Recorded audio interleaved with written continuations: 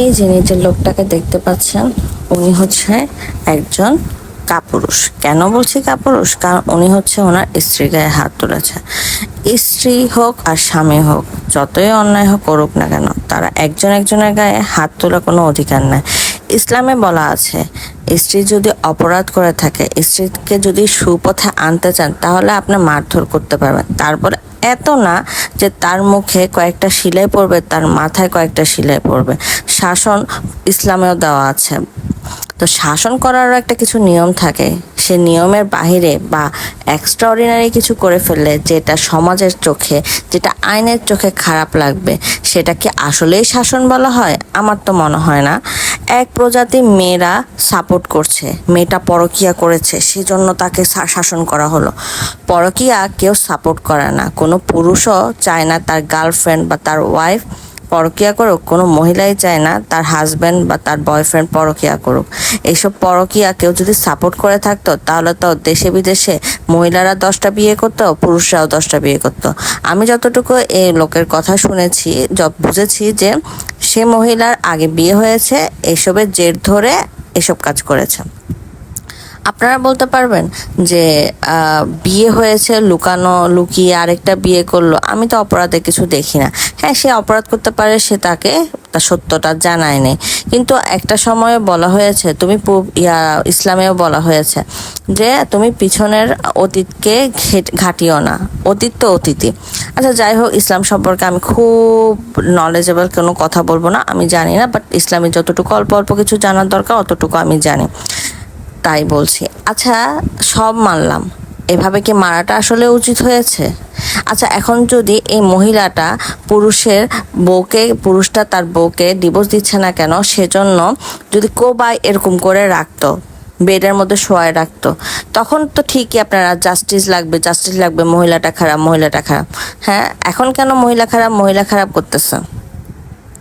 কোনো কিছুই আমি জানি না, ঠিক আছে, আমি কোনো কিছুই শুনবো না, বা আমি ওদের কাহিনীও জানি না। বাট আমার একটাই সমস্যা, লোকটা এভাবে কেন তার গায়ে হাত তুললো, এভাবে কেন তাকে মারলো? এখন এগুলা নিয়ে অনেক কন্ট্রোভার্সি হচ্ছে। আমি পোস্ট করেছিলাম, আমার পোস্টের মধ্যে ইচ্ছা মতো মেয়েরা বলতেছে যে কেন, ভালোই হয়েছে করেছে। একটা নারী হয়ে আরেকটা নারীকে তার হাজবেন্ড গায়ে হাত তুলবে, এটা কিভাবে সাপোর্ট করেন আপনারা? আমি তো সাপোর্ট করি না। যাই হোক, এবার এটা বাদ দিলাম।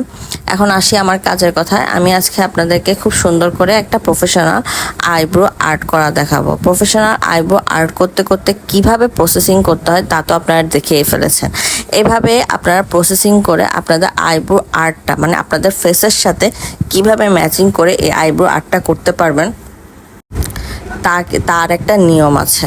তো আপনার আইব্রো আর্ট করার সময় আপনাকে খেয়াল রাখতে হবে আপনার চুলের সাথে আপনার আইব্রোর কালারটা যেন ম্যাচিং হয়। আপনার যদি বেশি ডার্ক করে ফেলেন, সেটা কোনোভাবে সৌন্দর্য ফুটে না। বাইরের দেশে কোনো পার্সন আইব্রো কিন্তু ডার্ক করে না।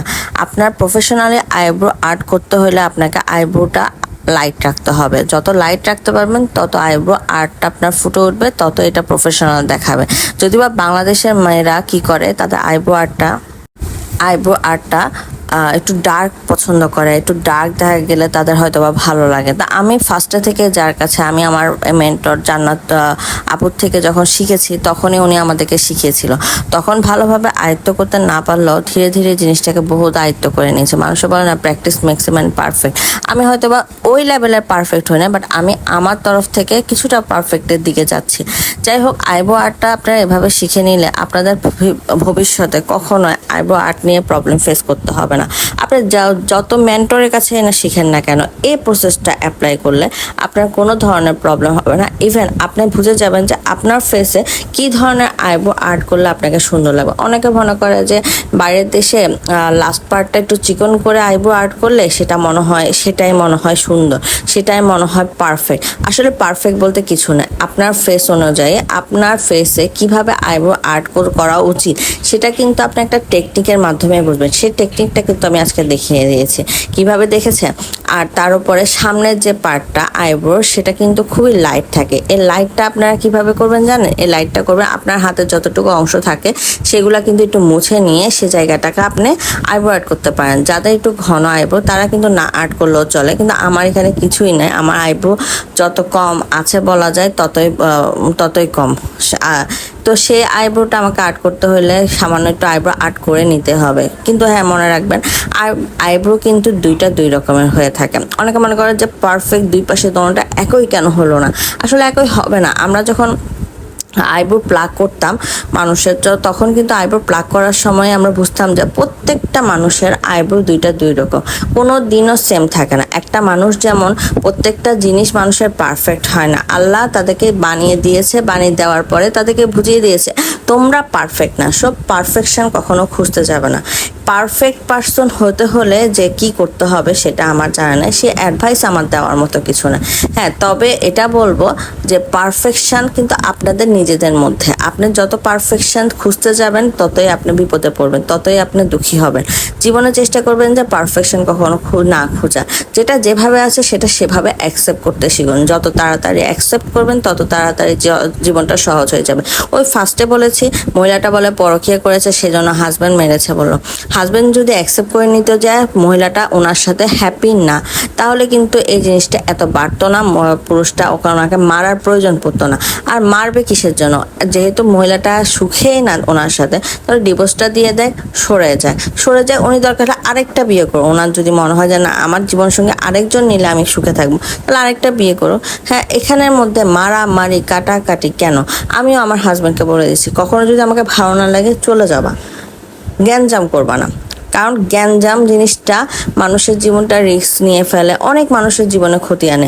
একটা ফ্যামিলির একটা মেয়ের ক্ষতি হলে তার ফ্যামিলির ক্ষতি হয়, তার মা কান্না করে, তার বাবা কান্না করে, তার যদি একটা ছোট সন্তান থেকে থাকে সেই সন্তানটাও কান্না করবে। তো আপনারা সবাইকে বলছি যে যেখানে আছেন সব কিছু অ্যাকসেপ্ট করে নেবেন, স্যাক্রিফাইস মন মানসিকতা রাখবেন।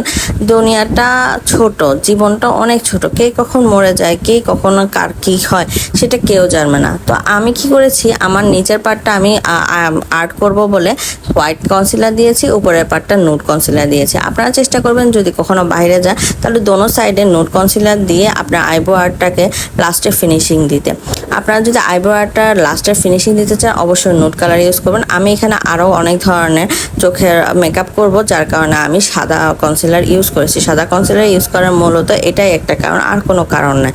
নুড কালারটা উপরে দিয়ে নিয়েছি, দেখেন নুড কালারটা একদম মিশে গেছে, মনে হচ্ছে যে আমি কিছুই দিই না। এভাবে কিন্তু আপনার চোখের আইব্রো আর্টের আইব্রো নিচের দিকে অংশটাও দিতে পারেন। তো আমার আইব্রো আর্টটাও কমপ্লিট, দেখেন কি সুন্দর লাগছে। আইব্রো আর্টটা ফাইনালি এভাবে লাগছে। আমি যখন ফুল লুক করব তখন দেখতে আরও সুন্দর লাগবে। এভাবে আইব্রো আর্ট করলে আপনাদের প্রফেশনালি আপনারা অনেক ভালো একটা আইব্রো আর্ট করতে পারবেন।